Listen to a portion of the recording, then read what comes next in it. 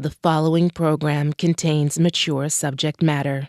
Listener discretion is advised.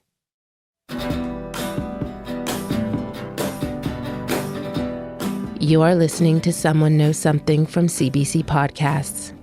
In Season 5, David Ridgen travels north to Thompson, Manitoba, to investigate the 1986 murder of Kerrie Brown. This is Episode 8, Other Brother. You know what, it's in my genes. It's in my family, Dave. Alcoholism. I'm kind of cursed. I think we're all cursed in ways genetically. Like my mom's side, Dave, it's all mental illness. We have Alzheimer's, we have schizophrenia, we have bipolar, and we have autism. Autism, yeah, in our family. It's all on my mom's side. All of it. And then my dad's side, well, we have alcoholism and dysfunctionalism. What's that disease? I don't know. My dad's dysfunctional. He's used to having you around? Always, yeah. That's why you came back. To take care of him, right? I did. I came back to take care of my dad because I was really, really saddened by the thought of the cops coming to my door and sorry to inform you, your father's dead. That was the greatest thought in my mind when I was at Winnipeg, and I knew he wasn't doing well because I was calling him periodically, and I knew I could tell from the sound of his voice that he wasn't doing well, and I said, I'm coming home, and so I came home. It's clear but mosquito-y outside, and Trevor and I are on another late-night drive around Thompson. We're retracing again the possible routes Kerrie may have taken the night she disappeared. Ian, Kerrie and Trevor's half-brother, comes up in conversation. Ian, your brother, was he able to... Ian? I haven't talked to Ian over a year. Yeah, Ian was older. My mom had Ian before she met my dad. Well, before she married my dad. Yeah, he's not doing well. Ian has severe mental illness. Exactly what, I'm not sure. He was diagnosed with schizophrenia when he was young. But then a senior psychologist, quote unquote, overrode the guy that diagnosed him with schizophrenia and said he doesn't have schizophrenia, he has something else. And Ian was never properly diagnosed, I don't think, and Ian had a tough life. Well, here in Thompson, Kerrie and I went to juniper school, and Ian ended up in what they call special ed, developmentally challenged people, and some of the people in that classroom were Down syndrome.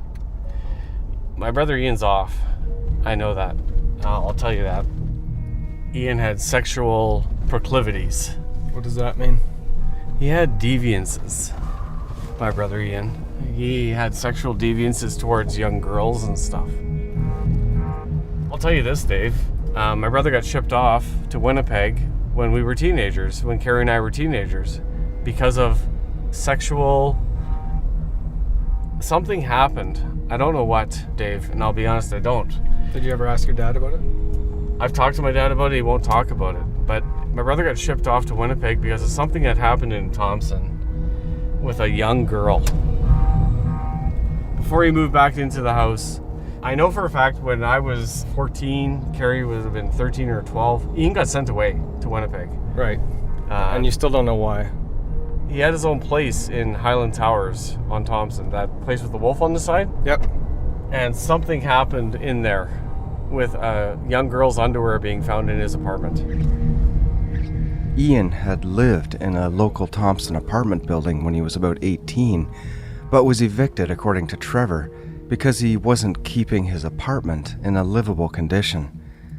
At some point later, when he was around 19, Ian then went back to living in the house with his mother and Jim, Trevor, and Kerrie. So was your brother ever treated as a suspect in this case? Not that I'm aware of. Although, I will tell you this, my dad became suspicious of my brother years later. Like, not long ago, actually. I want to say maybe 10 years ago. My dad asked, my dad talks about my brother and his his movements on the night that Kerrie died. And I don't trust my dad's memory. I don't. But my brother worked at the Highway Inn. So your brother's movements on the night Kerrie disappeared, what were they? Well, we don't know. He should have been at home. He was living in our house. My dad will tell you that he remembers my brother coming in through the basement window of our house. On that night or morning? I don't know. My dad's memories are fucked. I'll be honest with you. But my dad remembers my brother bringing muddy footprints inside the house. And my dad asking him, why the hell did you come through the basement window? He said, I didn't want to wake anybody up. My brother was living in the basement. He had a room in the basement. When your sister disappeared? Right. Okay. Have you ever seen Ian be aggressive or have a switch that would turn on or off? He had an aggressive side. He lived common law with this woman in Winnipeg when I lived in Winnipeg. And Ian lived in Winnipeg at the same time. He was common law with a woman for almost 20 years. And at the end, he was knocking her around. And is she still alive? Oh, yeah. Unfortunately, I'm not able to find Ian's ex-girlfriend to get her version of Trevor's recollection. We pass by the stable road entrance and continue our now meandering drive north toward the Thompson airport. So Ian, your brother, was he able to drive at the time? I don't think he had a license. How did he get around? Walked. Did he have any friends? Not many. Yeah, so he probably didn't have the ability to mobilize on his own and get out here. No. Right all the way out this road here. However, I found a different story that contradicts Trevor's memory. Rolly Becker. Her brother actually bought a car off me. I remember her brother was just this tiny little unassuming guy that I sort of almost felt bad for. That would be Ian. Yeah. I'm back in Rolly Becker's garage. Rolly's sitting at an office desk covered in car parts and paperwork and smoking a cigarette. What kind of car did Ian buy from you? Some big old 67 Meteor. You almost would have had to tie blocks to the gas and brake pedal. When did he buy that from you? Oh, well, obviously before this incident. Oh, before Kerrie was murdered? Yeah. So, I remember Ian would come by, and I think it was Trevor, his little brother, would be tagging along with him. And he had come by, and Ian had just turned 16 or whatever, so this was his first car.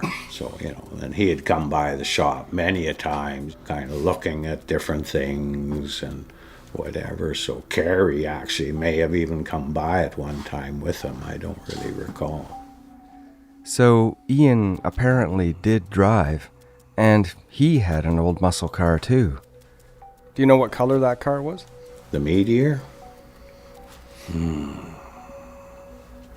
I can't even remember.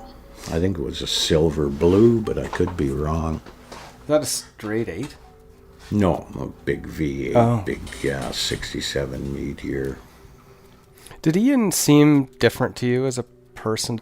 Ian? He was just a little non-assuming guy, and you could tell he'd probably be the kind of guy that had been picked on a lot because he was so little or whatever. So, which is why I went out of my way. I didn't even really want to sell him that car, but he insisted he wanted it, and I probably even did some repairs free of charge because I just felt bad for the little guy. Like I said, when little Ian come around the shop lots, sold him a car. Ripped my heart out when I heard what happened to his sister. And I'm just recollecting things the best that I can. Trevor doesn't seem to have direct knowledge about Ian's car, but Ian apparently drove it without a license and parked it away from the Brown house. It all makes me wonder again about the car seen coming out of the stable road that night. My dad literally told me he thought Ian might have something to do with Kerrie's murder. Years later. Does he still talk to you or not? I haven't seen him. Like I said, I haven't seen him in over a year. I haven't talked to him in over a year. He hasn't called our house in over a year. The last I know, he's in Selkirk, Manitoba. He's an alcoholic. Drinks every day. So he doesn't take medication. He self-medicates. Self-medicated. Yeah. Most times, as you know, when there's a murder and it's a family member and there are family members in the house, they're often treated as suspects right off the bat, even yourself and Right. your dad. The fact that I was so geographically close to Kerrie that night is Right. another factor. So you would have been looked at, your dad would have been looked at. It's proper protocol. Clear those avenues. You have to clear those avenues. You have to clear the closest people to her, yeah. So did you ever get interviewed by the police as a suspect kind of thing? No. No. I had my DNA taken in 2001 Yep. when I was in treatment. What was your brother Ian's relationship like with Kerrie? Tenuous. She didn't trust my brother, I don't think. Kerrie didn't trust your brother? I don't think so. Why not? I remember an incident where she freaked out that she thought he was looking at her through her mildly open bedroom door. She was changing. I remember her freaking out. Why the hell are you looking at me? I'll never forget that. And I went out into the hallway from I was sure I was in my bedroom. And I went out into the hallway and what's going on? She closed her door. She slammed her door closed and says, I don't know what's going on. And that's all he said. And so I don't know what happened with Ian. Did Kerrie ever say anything to you that suggested she might have been afraid of Ian? She told her friend she was. Who Nicole. did she told Nicole that? She told Nicole she didn't trust Ian. And maybe somebody else. Yeah, no, they were far from close. Kerrie's friend Nicole says that Ian was loud, would shout and swear, and that she and Kerrie were uncomfortable around him and tended to avoid him. She also says they were young and didn't understand Ian's diagnosis. Okay, I'm just interested in that. Yeah, no, it's relationship. relevant. It's relevant, Dave. It is. Our family's far from perfect.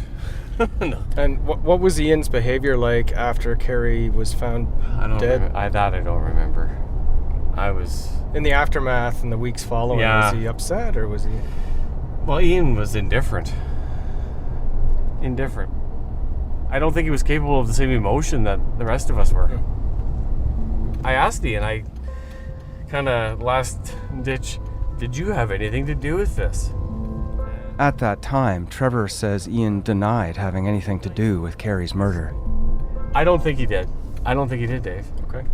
I know he would have said something. He's a talker. My brother's a talker. He says things when he shouldn't say things.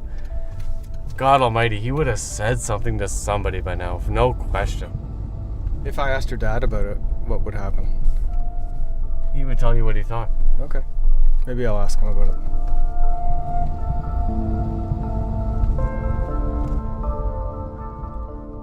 I wanted to talk to you about your son, Ian. We don't even see him or hear from him. Like, he really never accepted me as his dad. He knew I wasn't his dad. Like, and eventually he said, I'm going to go and find my dad. Trevor and I have found Jim in the kitchen cooking a stew on the stovetop. I gave him money to go on the bus to Ontario if he wanted to go and look for his dad, and he went there. And he went to the door. They wouldn't even let him in the door, wouldn't even speak to him. He wound up staying the summer at my mother's place in Ontario, just help him mow the lawn, do this and that. But eventually he come back here. He said, I guess you are my fucking dad after all. But he's a kind of a little guy that would not keep clean or anything. Only way you get his stuff into the laundry is while he's sleeping. Pockets full of cigarette butts that he picked off the street and that sort of thing. But every time he come home, I'd get him fixed up, cleaned up, and new clothes, and he'd be on his way again, and I couldn't look after him here because I was afraid of the house burning down. He'd lay on the couch and drink and smoke. And I had to stay awake all night to make sure that the damn house isn't on fire. But no, Ian was Ian. He'd If he had $5 in his pocket, he'd decide to go across Canada hitchhiking, but that's the way he was, yeah. Well, it wasn't all bad times or anything. I actually spoiled him more than my own 2 kids. Bring home tools, he loved tools, and fool around with that stuff. And What was his relationship with Kerrie like? well, he was okay. He was the same with us all. It was just he was himself, and when he get out on his own, he wouldn't be in an apartment a couple of months, and he's kicked out because windows are broke and fridge is full of dirt and stove and nothing cleaned up and what have you. But he was for many years off and on just a street person, and he'd have a tent, go and pitch it anywhere and spend the night. Yeah, but he was slow to learn how to talk to start with, so he just kind of felt behind all the time. But yeah, I would say he had some kind of a disorder of some description. His mother did, and he probably did too. I know it was always a problem at school. I was over there 1,000 times. Ian's doing this, he's doing that. What's he doing with all these handfuls of keys that belong to somebody else? Was he ever violent or aggressive? No. He wasn't a strong person or anything like that he could fight. He would stick up for himself a little bit, but he would get bullied more than not. Yeah. No, he wasn't like a quarrelsome guy at all, no. Do you think that he was ever a suspect in Kerrie's murder? No. No. Well, we all took the DNA. Yeah. He did, Trevor did, I did, but that's just natural to do. But no, there was nobody ever come and questioned him here or took him somewhere else and questioned him or anything. He was not. Well, in fact, that night I believe he was working at the bus depot. He cleaned the washrooms out after the bus left. Oh, okay. When they come in and went out, he had the job going in, cleaning that up. And I believe that's what he was doing that night. But he had his own little room in the basement down there. He had his own privacy. So Ian, was he ever in trouble with the law or at the police? I don't think, nothing serious. He stole a car one time, and he wound up out the highway there and went to miss a rabbit or something on the road and rolled the car over and ruined that. That's a stolen car. And Could he drive? he had no license at that time. He did eventually get his license. Do you think Ian had some kind of a disorder? Well, Ian was mentally ill. Yeah. Don't you remember that? I do remember talk of it, yes. And you left something out that I don't know if you don't remember or if you're just not wanting to say it, but Ian got shipped off to Winnipeg when he was a teenager, Dad, when we were young. You remember that? No. Wow. For what? Well, you would never talk about it, you and Moms. I didn't send him Well, you anywhere. guys did. I mean, somebody... And do you remember that incident in Highland Towers with the little girl in the underwear? I don't You know. don't remember that? I know there was something about a car there that he was pissing around working with a car, and the little girl come there, and there was maybe something said about him touching her or something. Right. This all went on. But, you and Mom had to deal with this. But you never talked about it with me and Kerrie. You guys were very tight-lipped about it all, and why Ian left home, why he wasn't here anymore. You just didn't want to talk about it, you guys. I remember him going to school there. That's all I thought it was a school. That's a group home for boys that get into trouble. Okay, this is. Jim, I don't want your stew to burn there. Sorry, I'm keeping... It's okay. It's on low. And Dad, you did at some point consider Ian might have had something to do with Kerrie's murder in a strange way. You were out of your mind with who did this a few years ago, that you considered Ian might have had something to do with it, and I confronted him on it. I told him what you had said to me about the muddy boots and coming in. So tell me about Ian and the time of Kerrie's disappearance. Do you remember how he came home that night? I remember he was working at the bus depot, but I heard him come home. I was sitting at the table doing a hockey pull, and he didn't come to the door. He come in through the basement window. And so when he come in, I went to the cellar door. I said, "You're home, are you?" He said, "Yes." "Is Kerrie home yet?" I said, "Kerrie's sleeping over." And that's basically all I know about that. Okay. But I found the next day, and the police said I should have told them, he'd left a pair of rubber boots at the step, had a lot of mud on them. And I thought that was kind of odd. So the footprints, Trevor had said muddy footprints, but the footprints weren't in the basement then. I don't know nothing about that. But muddy boots. The boots were out there. Out here? Yeah. Just out in the front steps. Okay. And I told Toast about the boots later, and he said, you should have told me earlier. I remember that, yeah. What time was it when you were sitting there? Oh, no idea. Just said it was late. So it would have been, do you think after midnight or? Could have been. Could have very well been. Yeah. But Jim's suspicions were raised even more by a conversation that took place in the period following Kerrie's murder.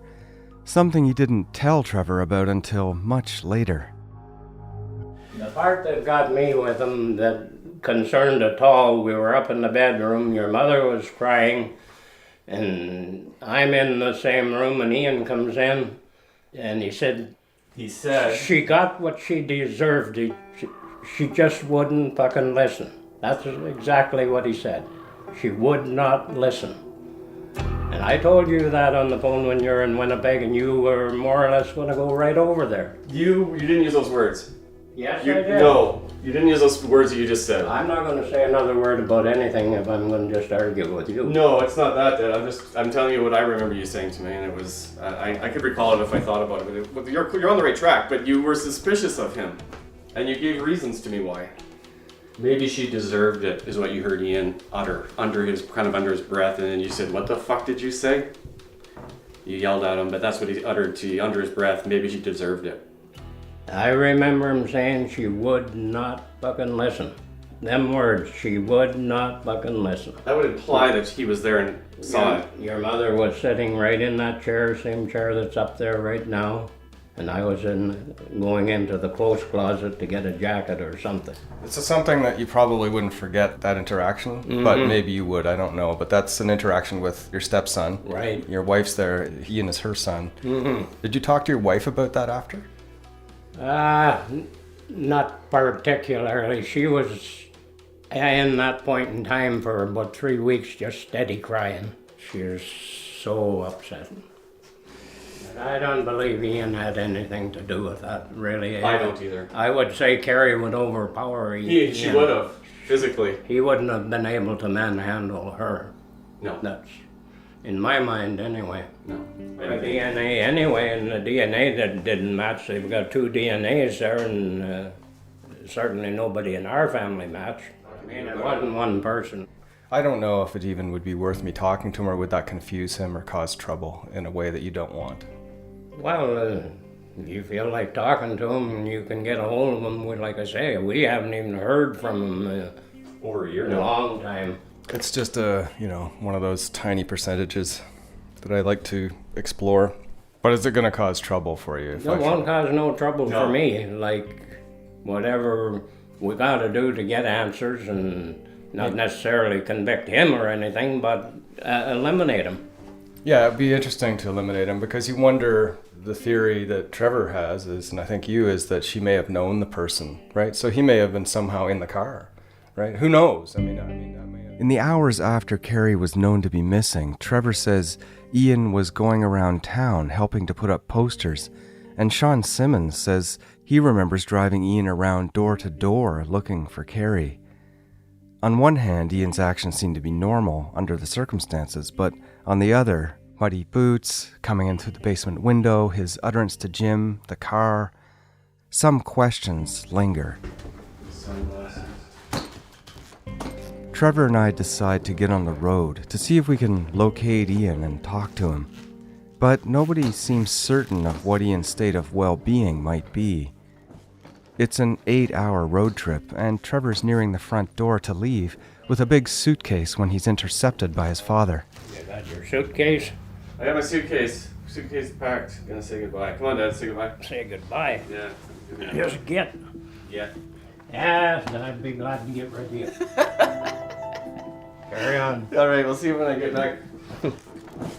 Nice suitcase you got. That's old school, Dave. That's the road case. You like that? Road case. Okay. Packed with beer and drugs? No beer. Okay. No beer. Okay. So I know. All right, we'll see you in a few days, Dad. Yep. Okay, bye. No beer. Yeah, so I was having a shower this morning. I got to thinking, gee, I'm going on 48 now. Kerrie left when I was 16, and I did some quick mental math, and it just kind of hit me all of a sudden, like, holy frig. I've been around almost a half century, and I've been living with this for 2/3 of my life. And I thought, man, I'd like to solve this. I'd like to figure out the answers that we're looking for so that I don't have to keep thinking about it anymore. We've been looking for the killers of Kerrie for twice as long as she was with us. You think Jim's gonna miss you? No. No, he'll enjoy the quiet, the house to himself. He's an introvert like me. We drive on for a while, making idle conversation. Why does a 9-volt battery look physically different than all the other batteries, the way it's designed? Like this square? Yeah, like the two. Stopping for short breaks so Trevor can smoke, or when we see a full adult bald eagle fly up from the side of the road. Did you see that huge bald eagle come up right there? Yeah, that was awesome, man. I'm gonna go get a shot of him. And listening to Trevor sing. On a long, lonesome highway east of Omaha, you could listen to the engines moaning out as one song. Before Kerrie was murdered, Trevor had considered a career as a singer. Someone even told him he could do opera. Here I am on the road again, and here I am, I'm up on a stage. Kerrie used to hold up her phone to Trevor's room so her friends could hear him practicing singing rock songs in his mirror. And here I go, turn the page. But he hasn't sung much in the over 30 years since then. With the echoes of the amplifiers ringing in your head. Fuck, that was awful. I can't sing as good as I used to. I haven't taken good care of my voice, but I love that song. I can sing it better when I'm listening to it. If Metallica's singing it or something, I can let her rip then a little better, but yeah, that's my ad-lib version. It's pretty good, I thought. My voice isn't, it's not where I'd like it to be, that's for sure. What's the title of the song? Turn the page. Turn the page. I wish I could turn the page.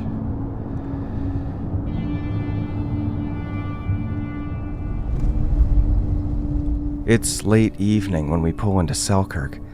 We pass a giant statue of a catfish and continue to the downtown area. So now we're heading out to see Ian Brown, and he's staying at a little hotel downtown. And we're going to try to find him, and hopefully he's okay to talk tonight. You haven't seen your brother in a long time. No. You'll have questions for him that are much different probably than I do. I'm just focused on finding out his knowledge of Kerrie that evening, that whole time that she was missing, the aftermath. Assuming we see it. Now maybe he knows something that he's not aware that he knows about that evening, about people, I don't know. Just kind of to go through it, his timeline. We park on a deserted street and walk toward a building on a corner in the distance. An old prairie-style hotel with a bar downstairs and rooms for rent above it. A sign on the side says friendliest place in town. In the distance against the darkening sky, we can just make out a bridge with a river flowing underneath. Selkirk at night, I gotta say I've never done this. Well, there's a fire escape going up, but I don't want to go up that. It looks like it's being held up by a 2x4. Nice. There's a little door at the back that says open. Oh. Okay, let's go in here. I hook my arm into Trevor's and lead him into the packed bar, past a row of tense dart games, and I approach the bartender. Hi. Hi, how's it going? Where's the entrance to the rooms? At the front, and then it takes you upstairs. Okay.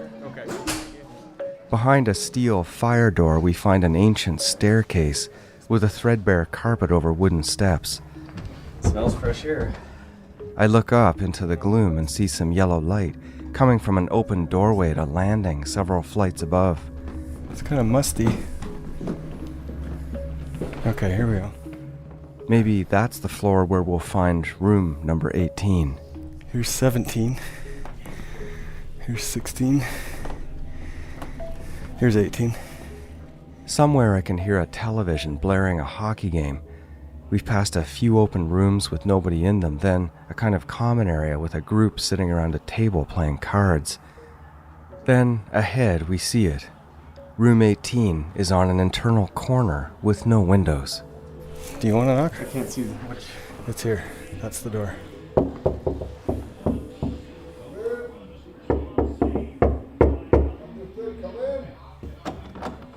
Room 18. Room 18. Ian? Ian? There's a TV on. Or radio. Trevor? Ian? Where are you? I'm down here. I'm in your head. I'm just an auditory hallucination. Fuck you, asshole! It turns out that Ian isn't in his room, but down the hall in another watching the hockey I'm hearing on a big TV. Where are you? I'm over here, you knucklehead. Oh, you fucking son of a bitch! How's it going, man? Ian's had a few drinks from the sounds of it. Come on, give me some. Should I punch him? I promised Mommy I would not lay a fucking finger on this kid. Okay.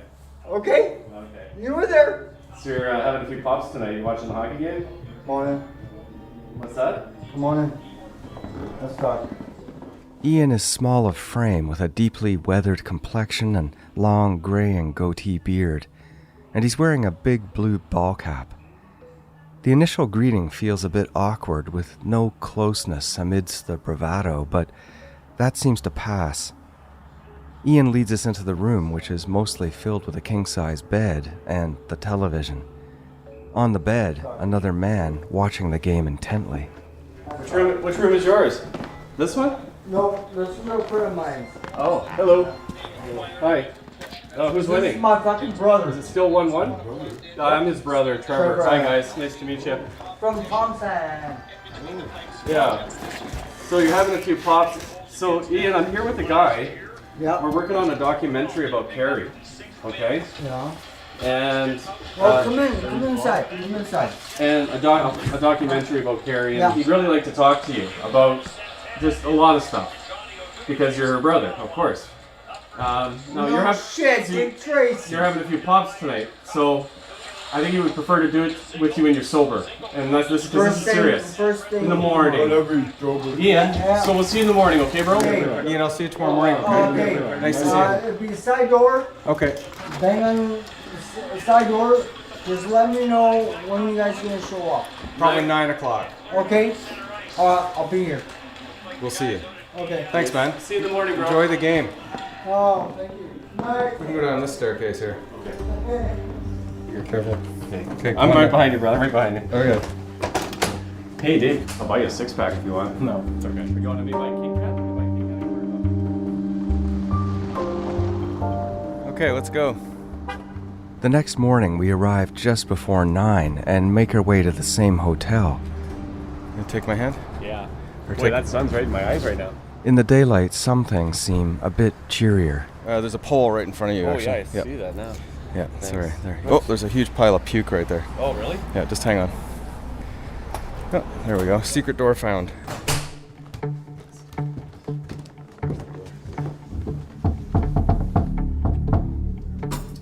Hey, I heard him leaving a while ago. Sorry?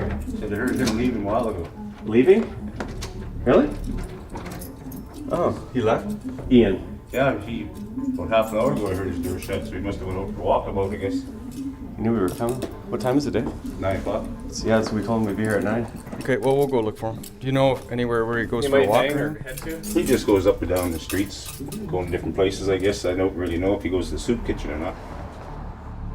Trevor and I go outside, and after a bit of looking, Ian appears around the corner. He's in the same clothes, now covered with an oversized black fleece pullover. So, Ian, you want to get in the front seat of this Jeep here?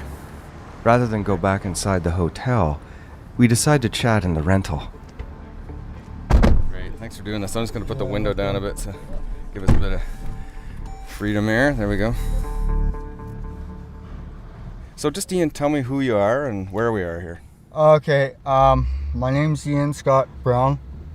I'm originally from Thompson, Manitoba.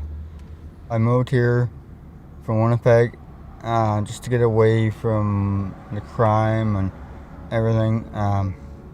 After my mom died and my sister was murdered, I needed just to get away and find myself and sort life out. There's been many times over the years I thought of dropping off that fucking bridge, or walking in the river, just ending it all. I had a brown meteor in Thompson that I drove down to Winnipeg and ended up getting stranded down here. Ended up selling it for $100, enough for a hotel room for the night, until I could get a hold of welfare and find out what my options are. And I've been here ever since. What was your relationship like with Kerrie? It's a little strained. We really didn't often see eye to eye together. Trevor was more closer to her than I was, being a year apart from each other. And I was in Greendale Group Home for fucking 2 years down Winnipeg, so I didn't really get to know her that well, as much as I would have loved it, you know what I mean? Can you tell me what you can remember from the time when your sister was murdered? Around on that Thursday, the Friday, and the Saturday? What was going on in your life, what you were doing? And well, me and E.B. Dockhorn were working at Highway Inn, and it was a long day. I'm getting tired, supper time. The mechanic's wife came into the restaurant for fucking supper, sat down, and E.B. was right beside the window, and I sat on the outside, and we started talking. E.B. said, "Ian, let her read your palms." I put my hand out, and she put her fingers across my palms, and then all of a sudden she just got up and walked right out of the restaurant. Got a strange look on her face, like she'd seen something, but she couldn't tell me what it was. And I knew something bad was gonna happen.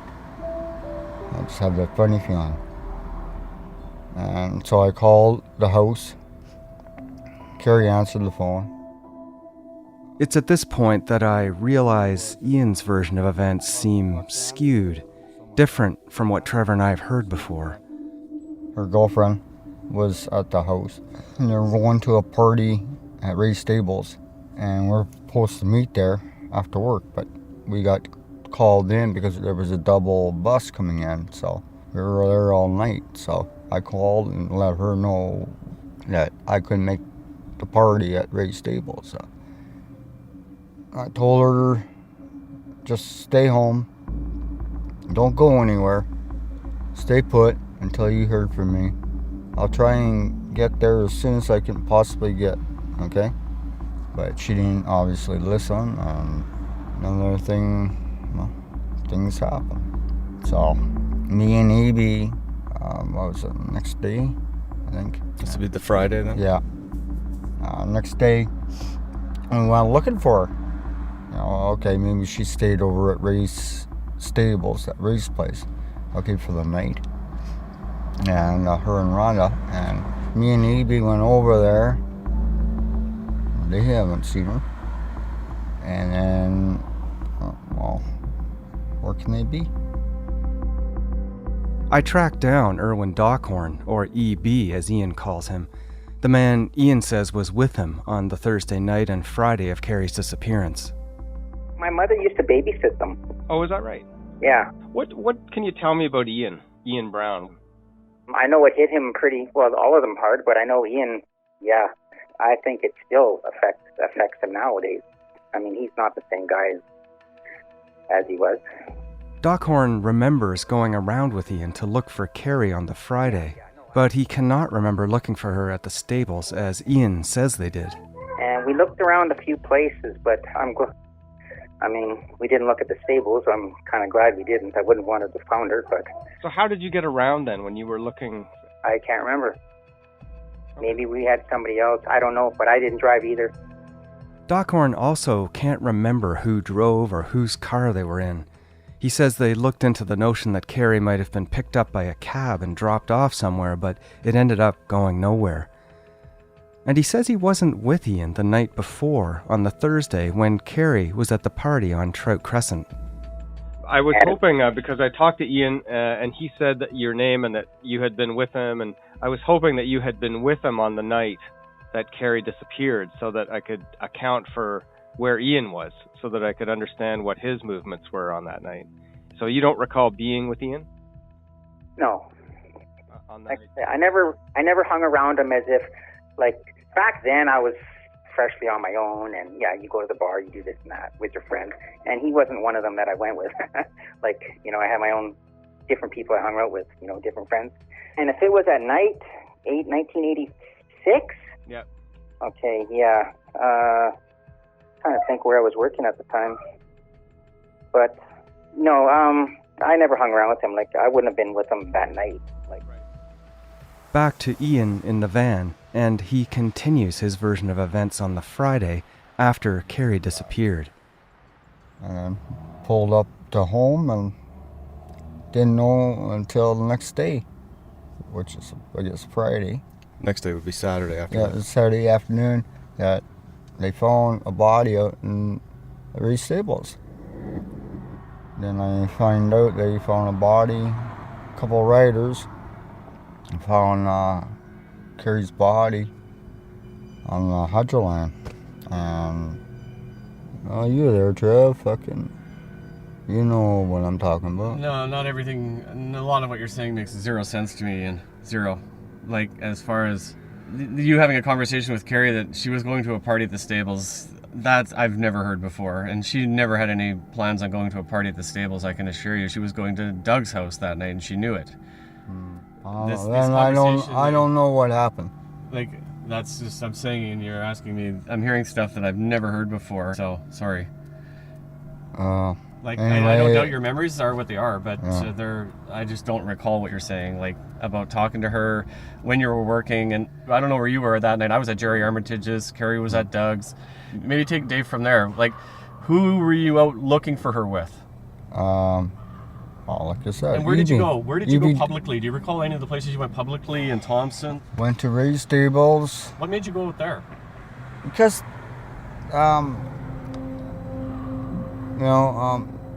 that's where they were going to party on his hydrolands. No. You remember talking to Kerrie and she said she was going to go to the stables? Yeah, to Reese stables. They were going to have a little get-together there. I guess it was somebody's birthday or something. I said, well, we'll see if we can meet you there at a certain time. Me and Edie, and never did show up. And that's my other problem. And Kerrie wouldn't want to be drinking with you. You didn't drink with Kerrie. I didn't drink with Kerrie. Kerrie had her own very close-knit group of friends that she drank together with Ian, and they didn't go drinking in the bush, I can assure you. They drank at people's houses because they could. Anyway, that's the end of this. Ian, who has appeared increasingly uncomfortable, reaches for the door handle. I don't want to. Ian, your car you said was brown? Yeah. The Meteor? Yeah. You didn't have it at the time of Kerrie's death, did you? Yep. You had the brown Meteor? Yep. Did you used to drive it around? Yep. Do you think you would have been driving around that night somewhere in it? Maybe, I don't remember. It was a long night. I didn't get home from work until about 5 o'clock the next morning. I remember you driving around with Ian. Could Ian's car have been seen coming out of the stable roads the night Kerrie disappeared? You couldn't be driving your car, Ian, because you weren't insured and you had no license. So how were you out driving around everywhere? You had no insurance or license. Ian, it's okay. On, Ian. It's okay. We're No, I know. Again, Ian grabs the door handle. Ever since he set off the top, he'd considered walking off the bridge ahead of us. I felt sick. I try to calm it down a bit and motion for Trevor to try to slow his pace and tone of questioning. We don't need to... Sorry. Just let him talk. It's okay. You can just tell me what you remember. It's okay. We don't have to make it a tense situation. Are you okay? I just don't like talking about it. Okay. Okay, Do you remember talking to police about Kerrie or anything about what was going on? Did they ask you any questions? Yeah, they asked me a few questions. They asked, where were you, kind of thing. I told them I was at work. What kind of car do you drive? I said, an old Meteor. And they said, well, we checked the car out from Pat Sumner, and it was like a car just like mine. Did they ever look at your car? Did they ever? Yeah. They searched your car? Yeah, they checked the whole 9 yards. Based on my information, it's not clear that police did look at Ian's car. But do you ever think that they were looking at you as possibly having something to do with Kerrie's murder? Did you ever think the police were looking? Yeah, I was kind of bending that way, like, whoa, why are they searching my car? Like, what did I do now, you know? Mm-hmm. I was in Winnipeg, and then I did DNA test down here. It came back, it wasn't my blood. So, shrugged it off, okay. And then, once things settled down, and it finally hit me, that the look on your face when you got the phone call from the hospital after Dad went and identified fucking sis. Well, I went down there with him. Yeah, that's what I'm saying. Trevor and Dad got home, and they had a look in their eyes that you just can't forget. It was a big loss, and just so.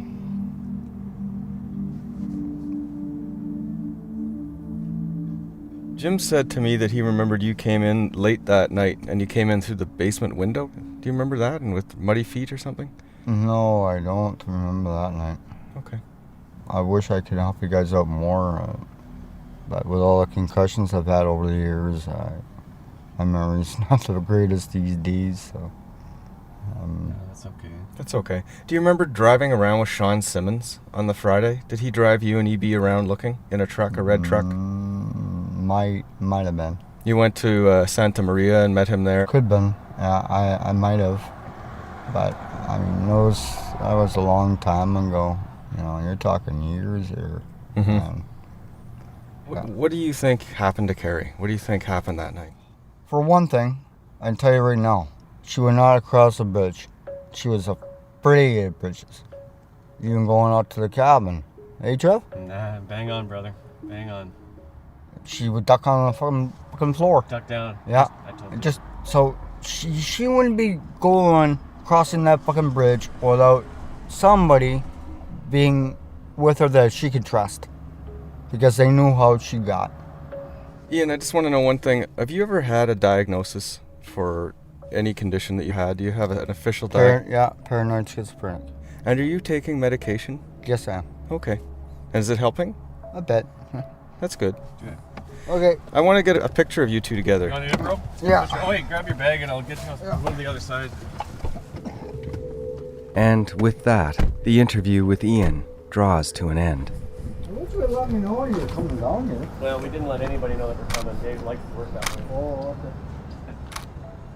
Oh, okay. This week, okay. Okay, you got my address. I have your address. Yeah, I have your address, and we'll stay in touch. Okay. Okay. All right, you don't have a phone in your room, right? No, not but right now. I can send you mail though. Yeah. Good. Yeah. Send it right to I'll the write hotel. you. I'll write you. Okay. Okay, bro. I love Okay. you, man. Okay. Take care, bro. We'll talk soon. Yeah. He's lost a ton of weight. He's really thin.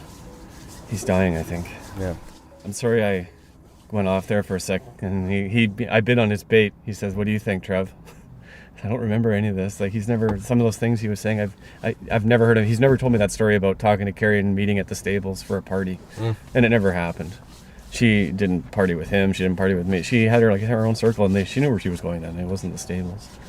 The car's intriguing. I don't remember him having it at that time, Dave, but I could be wrong. Well, all the reports are that he did have it. Rowley said he had it. Okay. And he said he had it.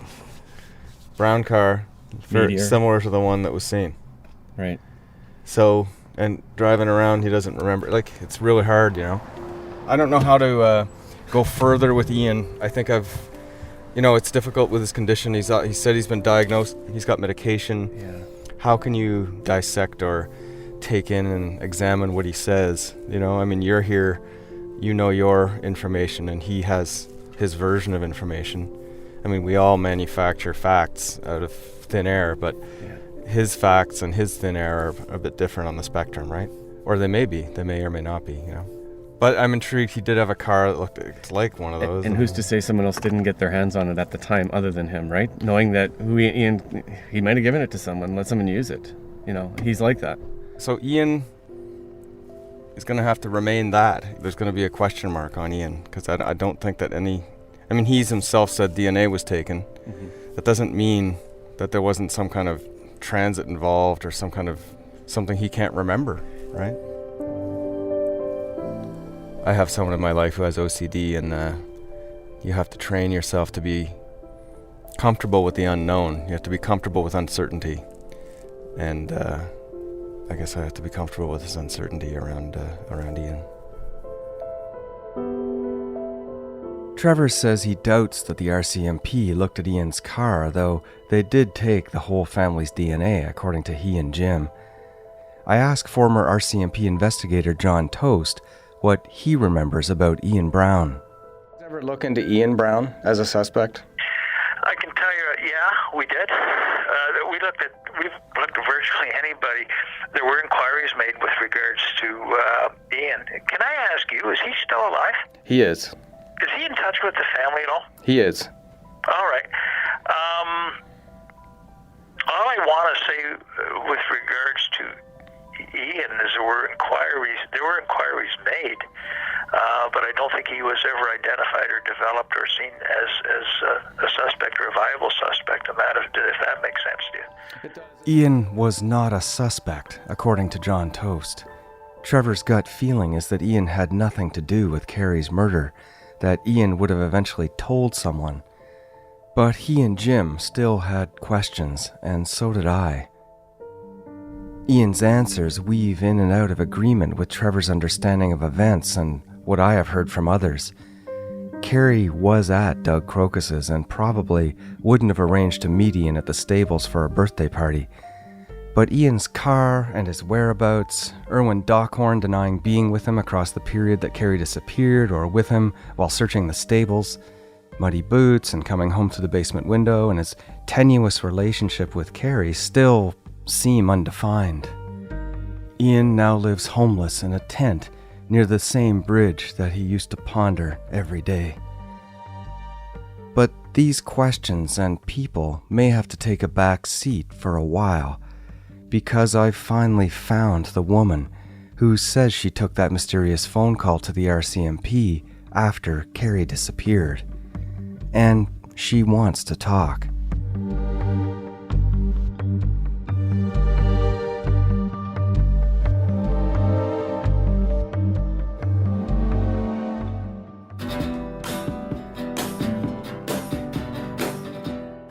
You have been listening to episode 8, Other Brother. If you enjoy SKS, please take time to rate and review us on Apple Podcasts. Want a place to discuss episodes with others and discover exclusive content? Join our new Facebook group and follow us on Twitter at SKSCBC. Someone Knows Something is hosted, written, and produced by David Ridgen. The series is mixed by Cecil Fernandez and produced by Chris Oak, Steph Camp, Amal Delich, Eunice Kim, and executive producer Arif Noorani. Original music by David Fetterman. Our theme song is Thompson Girl by the Tragically Hip.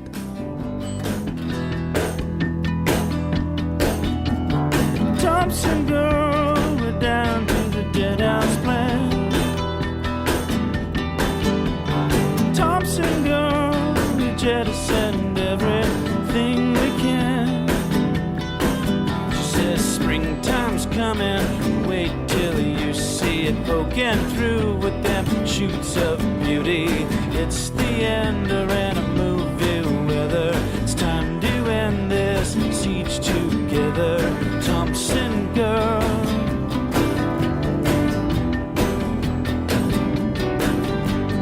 Thompson girl.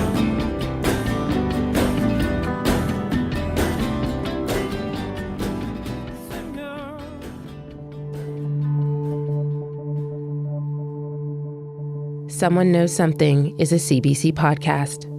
Another show we think you might like is Play Me. Play Me is Canada's national digital theatre. Each week, they take some of the hottest plays and transform them into contemporary audio dramas. Subscribe wherever you get Someone Knows Something or visit cbc.ca/podcasts.